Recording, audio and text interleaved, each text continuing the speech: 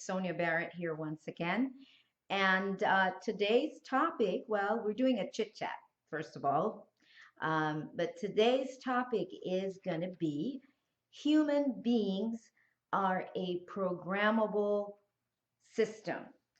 So you've heard me speak about the programming of humanity over the years, the last 10 years. Actually, this is the 10th year since I have been sort of presented then to the world, to whatever that small slice of the world may be. But anyway, yeah. So I've talked about it, and I spoke about it in my book, which initiated me being before you today, the holographic canvas, the fusing of mind and matter. But now, since then, we are definitely in a time where technology is truly amped up and is going to be expanding even further into new potentials, new possibilities. And so I wanted to kind of really bring a few things to our attention today. One, I want to define a system again, but dictionary definition of a system. And I've done that many times on some of the other videos that I have done. But the dictionary's definition is a set of connected things or parts forming a complex, a complex whole. And that would be, of course, uh, like a human being. When I say a system, it's a complex number of parts, organs. Of course, we have the cells, but it all comes together to form this system, which is really more so our body more than anything else, is what we are really talking about, as opposed to the essence that occupies the vessel, because that aspect has been a lot more difficult to pin down, because you can't identify things as a kidney, a liver, a pancreas, a cell here or there.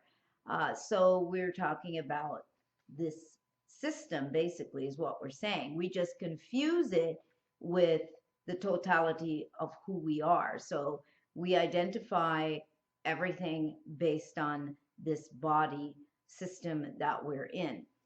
So why is this important? Because again, technology is stepping up. And I think there was I didn't watch it, but 60 Minutes, there was an episode that came on, I think in April, speaking about brain hacking, basically. And it's talking about the marketing of apps and social media, and the designing of apps to create this addictive behavior, and also social media. And it's our responses to the likes and number of friends, and the reward system basically is what we're getting.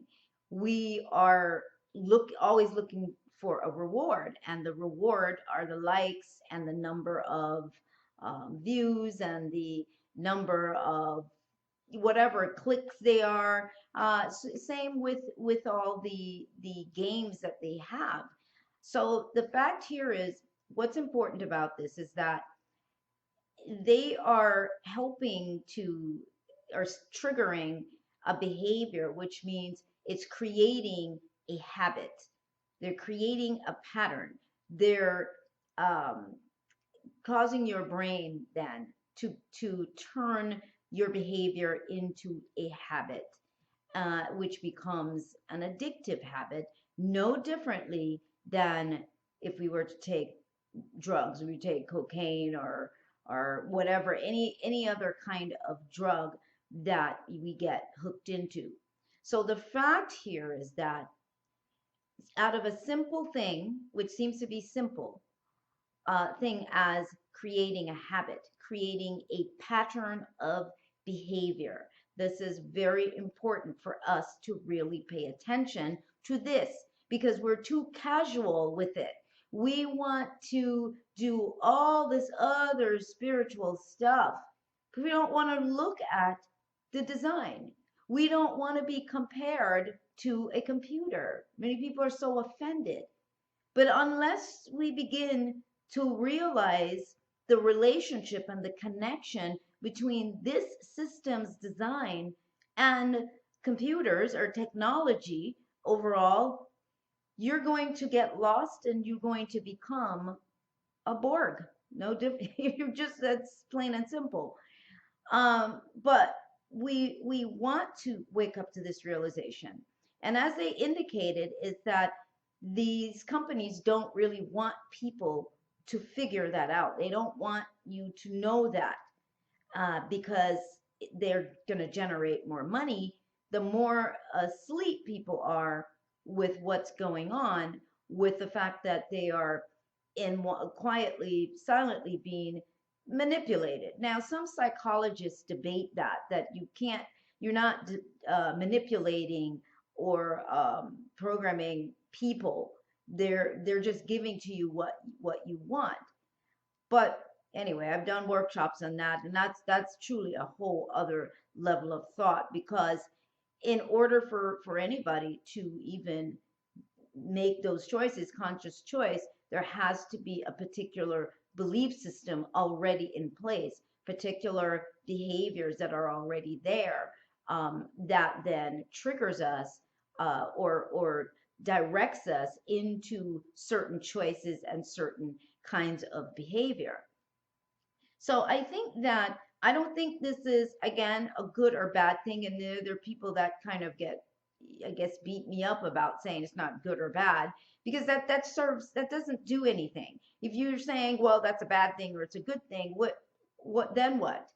The fact here is that we must awaken to the realization of how things are designed, how we're designed, and everything else around us. That's what we're dealing with. Whether it's good or bad, that's to me in one way irrelevant. If you are completely unaware, then it becomes irrelevant. The whole focus here is taking back responsibility and taking back control of one's life, one's system, as opposed to what I like to say, leasing it out to all these other corporations and systems in place, but instead awakening and to this truth, this information. And we can get lost if we want to in religious beliefs, and that's fine. But you still, at some point, you should stop and look even deeper at even what you believe and what's being presented to you. If it's limiting and it's just this one little package, once again, of beliefs, you're going to be caught in conditions and choices, and emotional environment, psychological environment, external environment that is really be supportive of those limitations that you've been confined to, that you don't even know that you're confined to. But the bottom line, again, is that this is going to become even more incredibly expansive. This is not going to go away anytime soon. And why is it that it's not going to go away? Because the human journey is about adventure, it is about discovery, self-discovery, it is about pushing the envelope, it is about us seeing what is possible, what we can be. And since everything is possible, then it is all going to be explored. It doesn't matter how much we try to get it to be one way, because that's what the projection. That's what a lot of, I think, people want. They want it to be specifically one thing. Can we just have peace? No, that's not going to happen. You just have peace. It's a polarized reality. It's a polarized experience. And what the opportunity here is for you as an individual to awaken in this virtual experience and then make choices, different choices that won't put you in particular aspects of this human game experience. This is what you are aiming to do. You can run around and distract yourself trying to get the whole world to change when that's not what it's about. It's about the individual awakening, and everything that is happening around you and in our world is really propulsion. Everything is giving us an opportunity to awaken to ourselves. Again, even this political arena in the US, it's an opportunity for all kinds of people to wake up to taking back personal control, to wake up to looking at, or examining the choices that they've made and what is the reason for those choices and where they have placed their complete dependency on, whether it be an individual or a system in place um, that really doesn't necessarily have your best interest at heart. And sometimes even individuals are well meaning, but many times they're going to put their own interest first. So, how do we deal with that? We start to take back responsibility and control for ourselves and use the same model that these companies are using to program your mind to then program yourself with new habits, new patterns. You can do that. Take a page out of their book, see what they're doing, and then realize you can do the same thing for yourself because we are habitual creatures. Life is about a series of habits, and we all know how habitual we are. We get accustomed to behaving a certain way, or even driving, to our jobs in a certain direction, a certain way, certain route, and we will stick to that. We will do it over and over and over again. That's how we are. So when someone says, well, I'm just that way, yeah, God made me so. No, you're making yourself so. You have a choice. And the choice is to either wake up and look at the way you've been operating, look at your own design, your own personal blueprint of how you think, what you believe, how you're operating.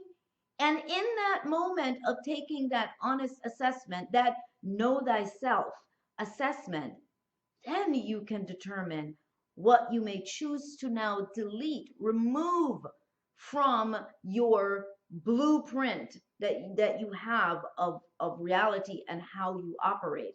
And you can choose to incorporate new behaviors, new beliefs, new patterns, new ways for your brain to now use as your blueprint, and you continue to evolve that.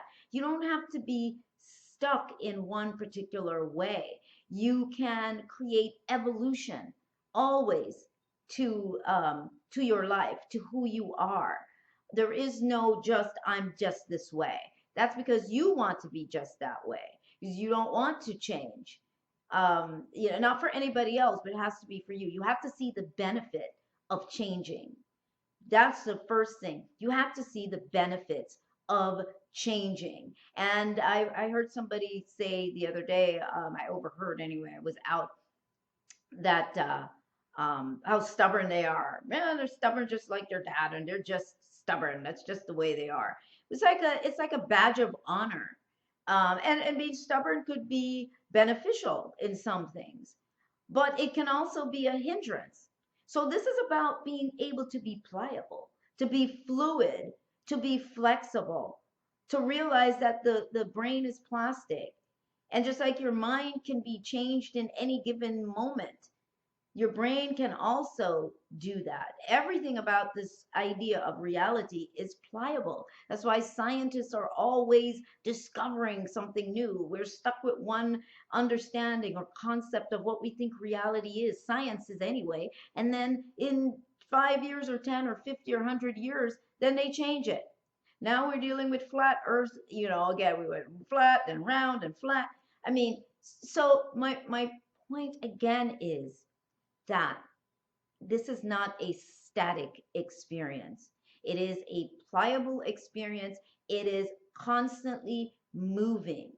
And it's up to you to then utilize the same those same way this whole system, use that formula to regulate your own personal reality so that it will determine the reality that you experience in this illusion of out there, in this external world, what your relationships will be like, what your relationship with experiencing being human, what that will be like. It is all based on one, waking up to know thyself and being okay with what you see, but at the same time, being ready to make changes as necessary, things that are limiting your life. It's an opportunity to be able to make those changes. So again, this is what's going on. For those who are hanging out all the time on Facebook, realize that this is what this is.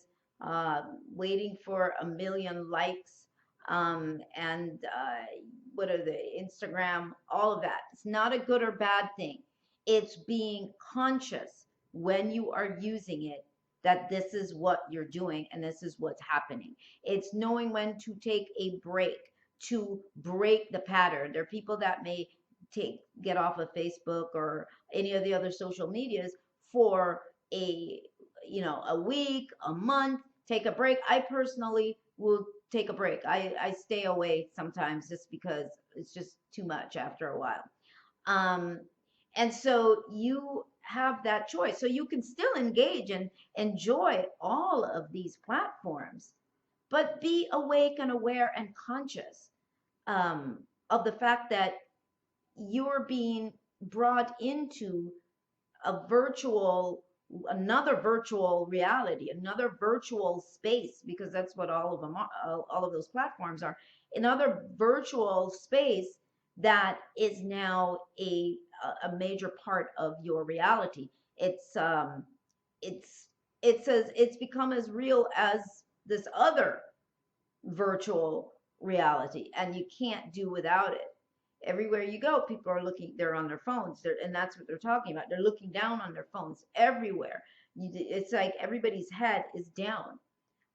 So it'll be interesting to see in a few years what our skeletal structure may be like. What's going to happen with our spines with constantly looking down, unless they change that. Well, they'll probably change it, and then it'll be attached to your brain, and you don't have to worry about checking your phone anymore. I'm sure that's on its way. But anyway, so I wanted to really bring that up and just to encourage you to use those same formulas to reprogram yourself, and just with new behaviors, new habits. It might take a moment for it to be cemented, but you do it gradually every day. Maybe a specific time of day, whatever it is, you can reprogram yourself for anything at all. They've been, and the they I'm talking about is all the systems in place that govern, from government to the corporations, the companies you work for, to schools, to internet platforms, the entire digital world, all of it. It's all amazing and wonderful, but it's even more amazing and wonderful when you wake up and take control of this system and what you choose it to do and to experience. So, all right, well, I guess there ends my talk. So I'm reminding you to check out my website, therealsoniabarrett.com. I've met so many people that found me on YouTube, looking for something else and then found me on YouTube. So that's fantastic. Do subscribe to my YouTube channel and also subscribe if you haven't already to therealsoniabarrett.com. It's free. It just allows you to get updates from me and a free gift that is given away when you subscribe to the website, therealsoniabarrett.com. And also check out all of the books that I have and all of the downloads from workshops that are have been incredible workshops and webinars. I cannot even begin to tell you the depth of the content that is experienced in those webinars and workshops. You don't know until you're part of it. Anyways, but those are all available on the website. And also my latest simple ways to step outside of your comfort zone, letting go of an outdated life. It's now available as a handbook. And it's can be found on Amazon as well and other platforms, but you can also get it from the website. And so I encourage you to do that. It is fascinating. It's a 7-day program. And also my documentary that does touch on some of this with health, in terms of health and the brain and marketing, and the marketing of disease. And that's thebusinessofdisease.com. Check it out. You can purchase the DVD and the book, Health and Inside Job and Outside Business, that goes with the film. You can find all of that on the website, and you'll see all the other platforms that the film is available for you to view on demand, pay-per-view. It's even available on YouTube pay-per-view as well. And I think, and then the once a month Wednesday workshop teleconference rather. It's once a month, the first Wednesday of every month. This is brand new. So it's the first Wednesday of every month. If you want to be on that list to be part of that, it's free. Also go look on the website, therealsoniabarrett.com, under events, click free teleconference and just sign up for the free teleconference. And I think I've said it all. All right, until next time, see you then.